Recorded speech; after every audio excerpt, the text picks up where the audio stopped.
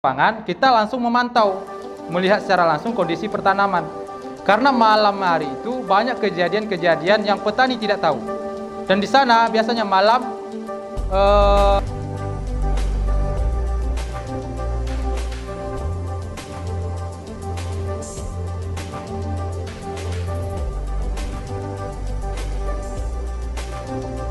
jarang ya.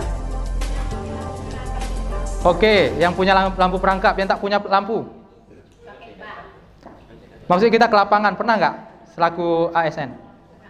Jika dibutuhkan saja. Oke ya. Jadi gini Pak, kita selaku penyuluh pertanian, ya kan? Caknya terpanggil lah hati kita nih, caknya nih kan. Malam hari juga kita dibutuhkan oleh petani tanpa disadari. Apalagi di masa-masa pertanaman yang sudah mulai produksi, mulai produktif seperti ini. Kita ke lapangan, kita langsung memantau, melihat secara langsung kondisi pertanaman. Karena malam hari itu banyak kejadian-kejadian yang petani tidak tahu. Dan di sana biasanya malam hama-hama berkeluaran. Baik itu hama dari jenis serangga maupun hama dari dari penggereknya, pengerat termasuk tikus dan sebagainya.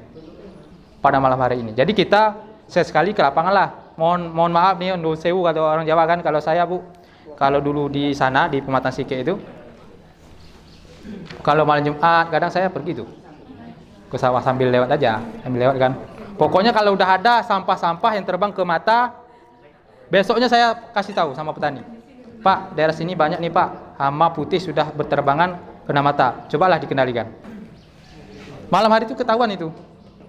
Kemudian kalau kita lewat, kresek-kresek, banyak sana sini larian tikus, udah besoknya kita kasih tahu. Sini sudah hanya serangan tikus. Sampaikan ke petani. Jadi jangan sungkan malam hari kita dibutuhkan oleh petani. Ya. Kadang-kadang kita kan cuma siang aja. Ya kan? Jadi kalau bisa malam hari itu memang kita harus keliling juga sekali, nggak usah terus. Kalau terus nanti marah pula bini kita kan. Ngapa pula dia ke lapangan tengah malam, ya kan? Ya, apalagi jam 10 malam ya Pak. Lewat pula saung orang kan, nampak pula orang berdua, kita ikut pula kan, tangkuk atau orang nih. Rupanya tangkuk bagi pula, ya kan? Bahaya. Jadi itu Pak. Jadi sesekali kita coba kita merasa terpanggil selaku aparatur ke lapangan itu coba malam hari sekali. Iya, betul. Saya jam 5 subuh pernah Pak. Setelah saya sholat subuh berangkat. Keliling. Iya, betul. Ya, kan sekali Bu, nggak usah terus-terus. Coba lu sekali. Kondisi tanaman padi yang sudah berproduktif, ya artinya sudah seperti inilah caknya kan kita sekali ke lapangan. Tak bisa malam subuh. Saya sekali subuh paling sering tuh.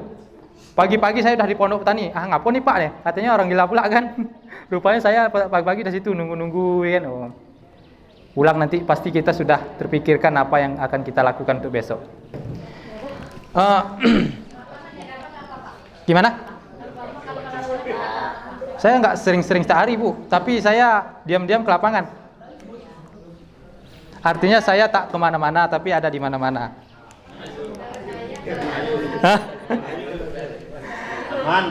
Ini dia tadi. Oh, nggak nampak ya. Hama putih. Ini nggak berbahaya, yang berbahaya ini ulatnya. Oke, kira-kira sampai di sini apalagi hama yang sering terjadi di lapangan Pak? Kira-kira yang belum kita bahas. Apa hama dan penyakit lah, penyakit yang belum terbahaskan. Tanaman padi. Hama tikus. Walang sangit. Hama tikus dan walang sangit lah dulu ya kita bahas ya. Hah? Monyet di pinggir-pinggiran tuh. Oke.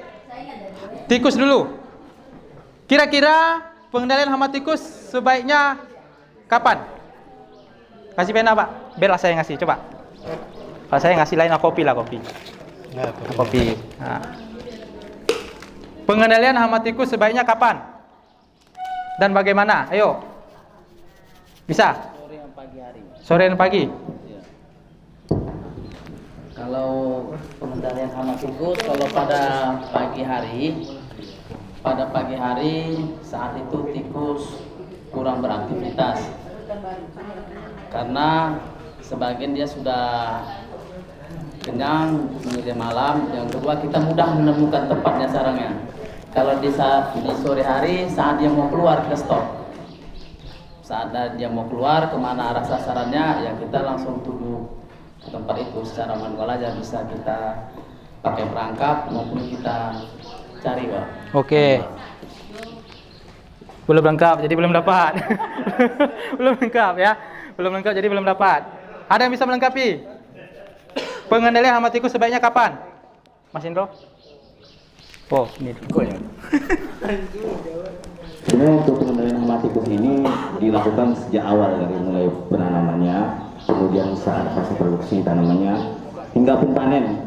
Sebenarnya pengendalian itu perlu dilakukan saat penyimpanan tadi di gudang dan sebagainya. Jadi untuk proses pengendalian hama tikus ini sebenarnya kompleks dari awal hingga akhirnya, dari mulai hulu sampai hilir. Ya, oke. Mantap, bisa lah. Jadi dalam hal pengendalian hama tikus itu sebaiknya dari awal-awal. Sebelum kita memulai penanaman, kita sudah mengendalikan hama tikus. Yang pertama dengan cara yang paling efektif adalah pengendalian secara gerobokan atau bersama-sama. Dengan baik itu menggunakan alat ataupun dengan secara individu tetapi serentak bersamaan di lahan satu hamparan. Bisa kita dengan menggunakan menggunakan aturan. Yuk kita sama-sama gitu mengendalikan, bisa. Atau diracun secara bersama-sama sebelum penanaman, oke. Atau kita melakukannya secara bersamaan, gerobokan di lapangan mencari tikus tersebut juga oke. Jadi intinya pengendalian hama tikus sebaiknya itu adalah pada awal-awal sebelum memulai pertanaman. Jadi kan ada bera tuh sebelum kita nanam, ada waktu yang diberikan.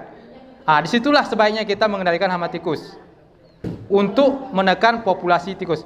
Bapak Ibu tahu nggak kira-kira berapa populasi tikus dalam 1 tahun 1 ekor? Ada yang bisa ngitung? 1 tahun 1 ekor itu menjadi berapa ekor anakan?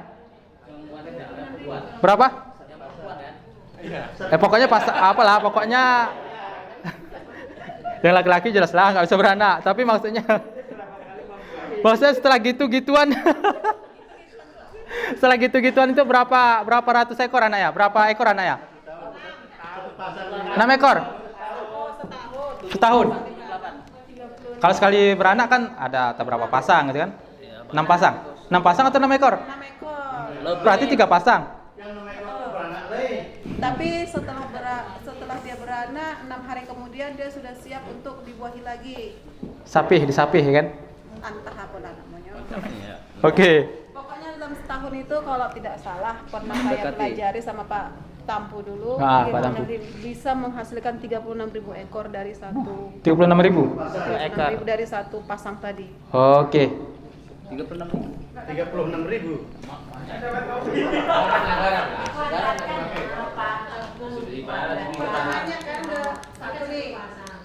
Soalnya kan anak beranak lagi. Oke. Ya. Dia rantai seperti itu ya. Tikus 1 tahun bisa menghasilkan berapa ratus ekor dengan cara perkawinannya, ya kan? Nanti tikus dewasa kawin gitu tuh kan? Kawin itu nanti dia pada masa berapa nih? Oh, enggak. Begini. Dia masa birahinya maksudnya 48 jam. Berarti dia mulai puber. Puber itu anggaplah dia dari puber nih sekarang nih kan. Gitu kan. Jadi selama 48 jam itulah masa dia. Pokok dari awal sampai dia habis membuahi itu 48 jam. Barulah dia bunting. Selama dia bunting selama 20 berapa hari? 21 hari kan. Kemudian dia beranak. Beranaknya ini satu pasang itu maksimal berapa ekor? 6 ekor? 8. Cara menghitungnya gimana? Gak tahu. Cara menghitung anak tikus gimana caranya? Yo. Enggak, maksudnya anaknya tuh kan Ibu Lasti kan bilang ada 6 katanya. Menghitungnya gimana? Hah? Yang jantan 2, yang betina 2. Ya. Yang Anaknya ini maksudnya satu. Iya, 3. Yang 3 itu beranak. Oh.